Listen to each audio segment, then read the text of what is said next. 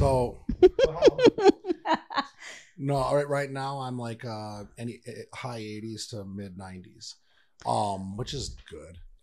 Well, you're speaking to someone who knows nothing about golf. So that's not. I've never even dated a guy that golfed. It's not great, but it's not terrible. Okay. Like being over 100 is okay. like bad, right? Being in the 80s is good. Oh, so you want to go lower in the number? Yeah. Oh, yeah. Okay. Yeah. Par is usually 72. Oh, right, because you're okay. Right, because you're doing less. Okay, Yeah. It makes sense. Less yards. Yes. See, I'm sorry. See, less strokes. Strokes. Just kidding. So That's what we try to do too. At one point in my life, I was close to scratch, which would be like in the 70s, like You didn't even consistently be able to shoot around par. Did you catch my joke No. there? You didn't even catch my joke. I said that's what us women try to do too. Less strokes. Wow. You nasty. You just literally rolled your eyes at me. How dare you? nasty. You guys- and I are stupid. Oh my God. No, you Okay. guys. Okay. Are we rolling? Yep. Okay, so we're talking about flow state, and that is an achievement. Oh. It's an achievement, but here's the deal. Here's what it takes to achieve this. Okay. Okay, it takes sacrifice. Mm-hmm. I flipped them around. It takes risk, and it takes sacrifice. That's all it is. Yeah. It is. So you did both, Mm-hmm. right? I remember our call. You were pissing in your pants I was pissing in my pants. on What? our first call. Oh, our first call. Oh, to come in. Yeah. Oh, I thought you meant our You podcast. I was maxed like, out your credit card. oh, hell yeah, I did. So did you, Christine. Just for everybody that knows, I maxed out my credit card, the one credit card, because I don't like And credit then cards. took on a payment with me on top of that. And took a monthly payment. But then you maxed out your life. I did. And then I know you don't like goals, but I told myself, I was like, No, I mean, listen. I'm just saying, It's I a- told it's myself, a- I'm like, I burnt the boat. I burnt the boat. Yes. So, risk and sacrifice. Okay. Mhm. Bradley says if you don't sacrifice for what you want becomes your sacrifice. Yes. Okay. I want to amp that up a little bit because I believe it's if you don't risk and sacrifice for what you want becomes your sacrifice. Mm-hmm. Because everything in entrepreneurship is a risk, right? Like you Oh, have yeah. to burn the boats. You have to give yourself no plan B. So, most people will not do that. And most people are more than comfortable sacrificing what they want out of fear, Yep. right? Mm-hmm. Because you're not in a position to sacrifice until you take that first risk. Yes. Okay. That first risk and then the risks that come along with it from there, the expenses, Mm-hmm. the further investing into different things, Mm-hmm. the family, friends that you lose along the way, Mm-hmm. the time, Mm-hmm. all of it. Most people can't fathom what it takes, right? And I don't mind if we get into this a little bit, I would love to. but I think that it's harder for women than it is for men. Probably. Good. I'm glad you agree because I thought this was going to go off. I was like, do I say this shit? No, I agree. I think it is. I think but I mean, men are bitches too. Mhm. Not bitches, but pussies, right? Like men are terrified too. Oh, yeah. But I think that because of that emotional, because we've seen this before where we've had like a woman coach that would be sick at doing this, Mm-hmm. and they get in and then they're like, I'm out. I'm terrified. Do you think that that's like a self thing, or you think that that's a Influence? influence from their circle, their family, yeah. Yeah. Mm, God, I fucking hate I know. influence from like other I know. people. I know. I know. Oh my God. It actually, that pisses me off more than probably people giving up on themselves. That pisses me off more. I actually just did an IG story on that the other day. I'm like, for people that want to, I'm not even going to say mediocre because I don't like that, because I think that's, anyway, a low frequency life is what I'm going to say. It's called low frequency. Okay. You just want to sit in your comfortable pool of comfortability and, any type of fear in any, shape or form. It's like, I don't want to do it. I'm uncomfortable. Stay there by yourself, please. Yeah. Can you stop bringing people down with you? I feel like that is like, and it's like, it's not even, it's active too. It's not even like, they're not trying to. It's like they actively do. Like they actively tear down someone who wants better for themselves. Like, you're doing that? Really? You're not going to fucking succeed at that. What? You want to hire a fitness coach to help you, feel better about yourself, and you're going to fall off. Yep.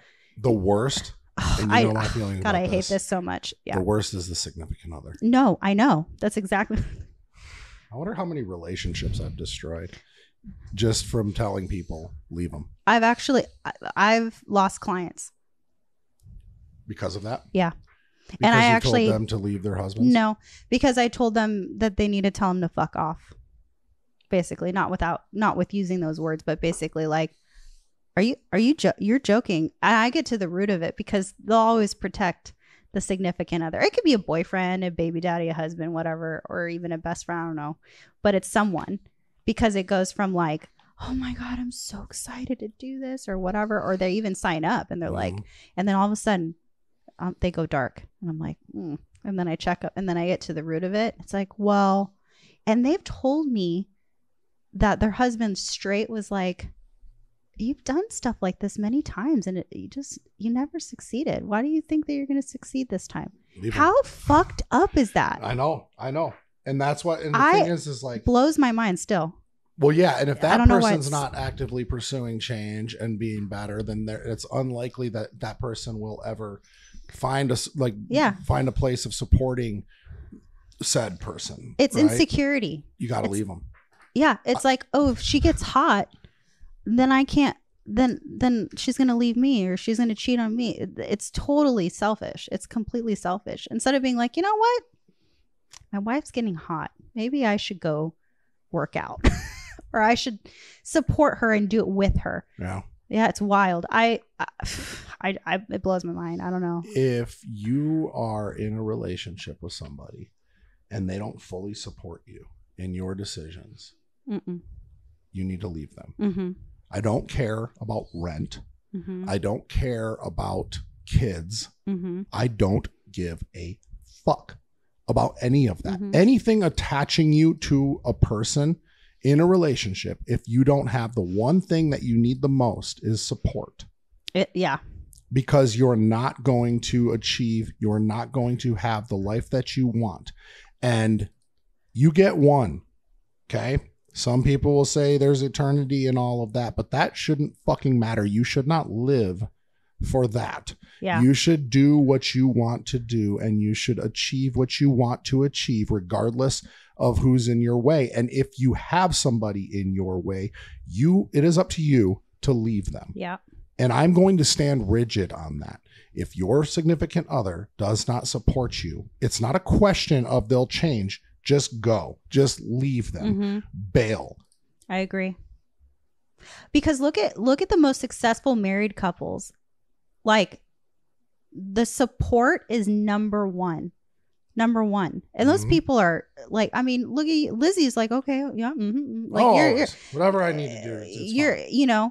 And the thing is like that's out there, and I think people think that's unattainable. No. You just don't have the right person. Mm-hmm. And just like you said, it's like this is it. This is the one life. Yep. And what's the point? Why are you even here? Nope. Why are you breathing?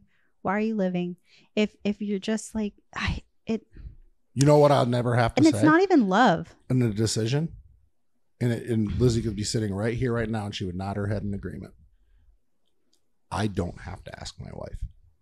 No, there should never be permission for things. No. I don't agree with that. I want to make I've never, like, buying a car, buying something, I've never once said I need to ask my wife. Because my wife married me because of my decision making. I decided to marry her. So in her eyes, I make good decisions. Well, it's also the way you were before her, though, too. Sure. Yeah, you set you set it this is the way I'm going to be, and this is like the relationship I want, and it's like take it or leave it. Right. Yep. You didn't conform or change, but then I feel like that's why it becomes unhealthy. Because when you start dating someone, they're attracted to the way you are, but then you fall in love, and then like things start conforming, and then it's like then you start both settling on both sides, and then it's like this really toxic, like codependent, like mesh of shit, you know. And I'm just so happy that I realized that, because it's like I see my partner, whoever he is, like my, you know, like the person that would be right for me, and me being completely who I am now, and having some, like exactly what you said. I don't even envision him being like obviously hardworking and stuff like that, and we have a lot in common, but support. Yeah. That's funny that you said that, because that's all that I need to be able to do what I got to do, and I don't need anyone slowing me down. Right. It's like you're adding to my life. You're not going to take away from my life. I'm too busy. I have too many things to do and go and places. You know what I mean? Right.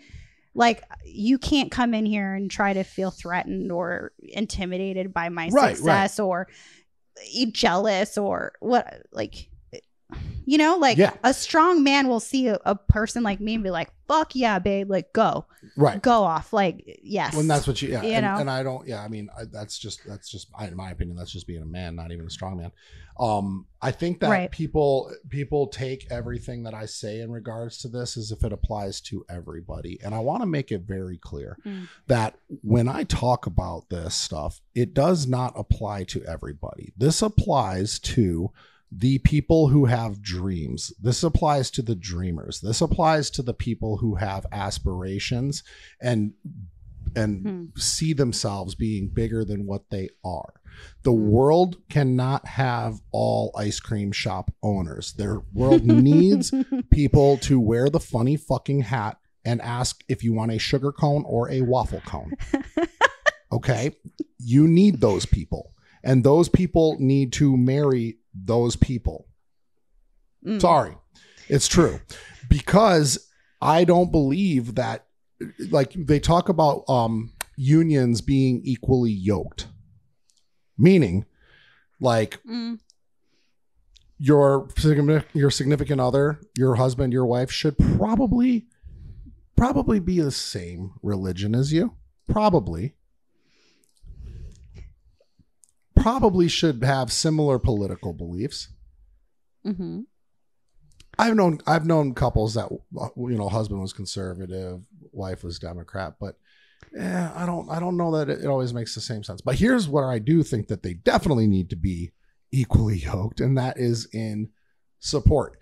If you have a significant other that doesn't want to do anything with their life and you want to do something with your life, it is going to be very hard to look at that person the same way. It's going to be very hard to take that person serious as you advance in life. Now, if that person is dragging you down because of their limited beliefs and their low frequency, it's not going to work. You're not going to work out. It's just simply a fact. I've never seen it work out. It's true. Because there's a language that you speak. It's like, if you can't speak my language, it's like, I mean, correct. Yeah. The opposites attract thing does make sense to a degree, not too opposite. You have to have a lot in common, but there is a yin and yang. Yeah. 100%. I do feel like I've noticed, like, the best couples, there's the one that's more outgoing than the other. Sure. You know, I mean, I already know for you and Lizzie what that looks like, and I'm pretty sure that, you know, it's funny we're talking about this, but the relationships I've had in the past, I'm very outgoing, you know this, and sometimes I'm attracted to the outgoing person too, but what ends up happening, it's too much of this. Oh yeah. Yeah. So I need someone that can handle his own and, you know, be social, and because I'm going to bring him places and stuff. Like, you need to learn how to talk to people, but there is such thing as too many chiefs and not enough. Yeah. Right. Yeah. But I could see myself being the more outgoing, vivacious one in the, in the couple. But, I agree with that. Support is number one. And 100%. And honestly, just yeah, I'm going to be a woman in this sense, but like, I don't see that being love when you want to bring and tear somebody down or bring somebody down with, that's not love. No. It's not really like caring for that person. Right. It's like, and that's supposed to be like your spouse or your boyfriend, girlfriend, whatever. You're somebody who you supposedly love and care about. Mm-hmm. Why wouldn't you want the fucking best for them? Support almost always comes after the word love and support. Yeah. But like, isn't that wild to think about? Mm-hmm. I don't think you can have one without the other. You can't. Yeah. So that's, yeah. Going back to the flow state, I like that ice cream analogy. I've never heard that before. No, yeah, you gotta have. But, you talk about ice cream a lot. Yeah, I do talk about ice cream. He loves ice cream. I love it's such ice a cream simple too. thing that everybody can relate to. I mean, but yeah, I never thought about that because I guess I'm the ice cream shop person. You're the shop owner. I'm the shop owner. Right. Yeah. Right. And not everybody has that brain. That's okay. No. That's well, you have to have them. The world needs them. You can't have a bunch of ice cream shop owners, and like shit wouldn't get done. It would be a fucking you know, and that's great. And that's the good news is they will always exist because they're always raising future scoopers. You got the owner, you got the scooper, you got the cashier. The cashier and the scooper typically are raised in a similar circumstance. Yeah. You're a product of your environment. So the scooper is most likely the product of scoopers, right? Yeah. And the owner is typically a product of an owner, or they were a product of a scooper that was so fucking over and wanted to break that generational curse. Right. Yeah. So you got owners, scoopers, and cashiers. Yeah. Cashiers could potentially make it to that owner, position. Yeah. But that's going to take a lot of, because that's a comfy job. But you got the keys to the building. You can open it up. You can close it. You got a different name tag. You got a different hat. Yeah. You know what's weird though? This is the part of lack of empathy that I do have is I don't understand how people don't have that brain. Well, it's hard for me.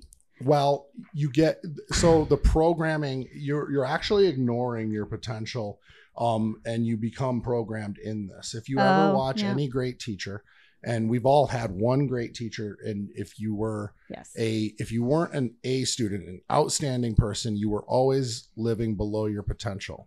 And teachers would say that because they know what everybody's capable of. But again, it has nothing to do with the teacher. The teacher does their job. It has to do with their home life. It has to do with their belief in themselves. And a great teacher would instill a great belief in yourself, right? But it starts at a really young age where we're living below your potential is how you are wired. So the rest of your life, and it only gets easier to live below your potential. It only gets more comfortable. It only becomes, this is me. That's Jim. He'll never amount to anything. But some of the greats have been brought up from having nothing. No, that's actually you're setting yourself up better by coming up from the bottom. Right. But again, most people don't. Right. Most people come from the bottom and stay at the bottom. Yeah. Right. Yeah. We only hear about the outliers because they're fantastic stories. Yeah. You don't hear about. That's true. You don't hear about Dan, who had factory parents and he became a factory worker, because it's boring. There's no fucking story there, right? You hear about Dan, who grew up with, alcoholic factory parents that, couldn't keep the lights on in the house. And he was like, fuck this. I'm going to go be Dan, fucking whatever, and becomes great. And that's what you hear about because that's a better story. You don't but hear. The lack of desire blows my. It's hard for me to wrap my head around that, though. Well, not want better. Well, yeah, I mean, in any aspect, you don't hear about shootings in the hood. Well, I kind of grew up in the hood, so I did. But I get what you mean. I get what you meant. I know what you mean. No, again, and you don't hear about Preston, who came from a white collar family that became a white collar guy. Yeah. You don't hear about that because you don't hear about shootings in the hood. Mm-hmm.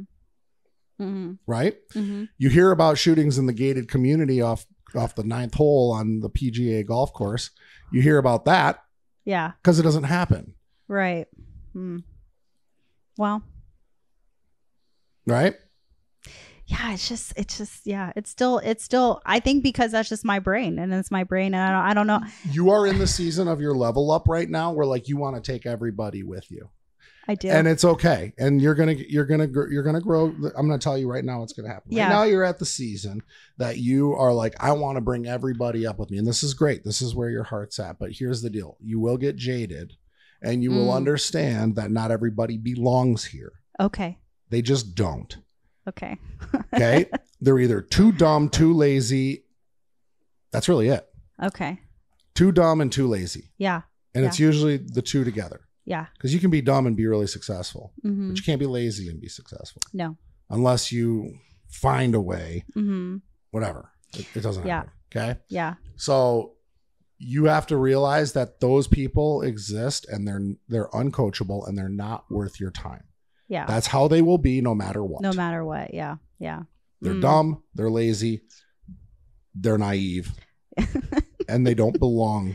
Yeah. At your table. I guess you're right. I guess that's the difference is it's like the underdog wants it and craves it, and you see the underdog and you're like, oh man, that person like, and that's when you reach down and you're like, okay, like let's go.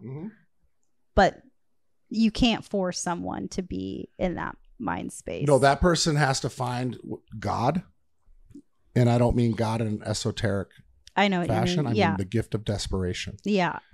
They have to be desperate. They have to want it so fucking bad. Yeah. That they'll do whatever it takes to get there. Unfortunately, nobody will get to that point of desperation because of comfort.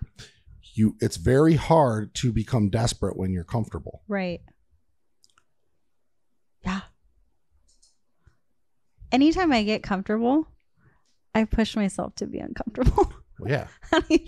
I'm like, oh, okay, I reached this level. Now let's see what else I got. You have to. All the time. Yeah. And I think that's the thing, like,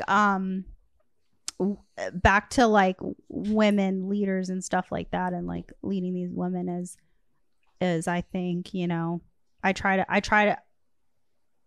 to speak life into them in that sense, just like you just said. Like I'm in my growth state of where I want to bring everyone with me. So, well, right now you're playing the numbers. That's really what it is. Right now you're playing the numbers. Yeah. Right? Yeah. And that's okay. Yeah. Right? Yeah. Because that's, again, I'm just fired the fuck actually, up. I think that's it's the most strategic way to do what you're doing. Right? Because right now you're Captain Save-A-Ho. Yeah. It's just because my heart's and that's good. Yeah. I'm not ridiculing you. No, I know you're not. I'm not criticizing this situation whatsoever because that is good. Yeah. Right. You want to see the best out of everybody. Yeah. Right. But you said it, you're at 50 clients, right? That's a lot of fucking clients. Can you imagine putting 50 people in this room? Right. That's a lot of clients. That's a lot of lives you're changing. Right. Yeah. But as your time becomes more valuable and as your eyes are opened up to the experience that you have with individuals, it is jaded. That's the right word for it. But the real word is logical. Right? You're going to grow jaded towards it because you're going to watch people that don't really want it. And you're going to have to accept the fact that it's just not for them. And I say it in the harshest way possible. They don't belong here. They don't. Yeah. And I like to say it that way because I just hope to God that they find God, the gift of desperation, to where it's like, fuck, I don't belong. And then they actually look around and look at what they're doing, and they do, right? But it still won't happen. Right. Because comfort outweighs desperation. Yeah. Always. So then you just be the hardest worker. Yeah. Well, you lead from behind and you continuously like try to be the example, but being Captain Save-A-Ho is going to cost you a lot of time. So instead, just like, again, you can want the best out of everybody. You can see the potential and you can try to bring the potential out of everybody, but know when to let go. And I've learned this right here. in JWX, like where it's like, you know, they just don't want it. They just don't want to do it. So what am I going to do? Like, yeah, I'm going to, you know, when they ask me, I'm going to tell them straight up what they need to do and stuff, but I know they're not going to. They're not. Yeah. Right? Yeah. No, yeah. Because they didn't see the risk, right? And they didn't sacrifice. Yeah. This circles all the way back to where we started, right? Risk and sacrifice. Yeah. This was a good show. This was a good show. We had a lot of tangents. Sure did. That's okay. No, I love it. No, I love it. Well, guys, if you like what you hear, make sure you subscribe. Make sure you comment. Make sure you do all the cool things for the algorithm. And I love having you here. Same. I love working with you. Same. And I'm stoked to just see what our future brings. Oh, yeah. She Wolves segment coming soon. Oh, snap. I don't want to be involved. You get to listen in. I'll listen in. All right, Channy. Thanks, guys, for listening. Thanks, Steve. All right, guys, that wraps up an episode of the Wolves Only podcast. Listen, if you guys like what you heard, make sure you subscribe. Make sure you like and comment. Help us get our message out there. If you want to work with our team, go ahead and click the link in the description below. Schedule a call with us. We'd love to get you on. We really appreciate you guys listening. And if you have any other questions, you can reach out to us on all forms of social media. Thank you so much.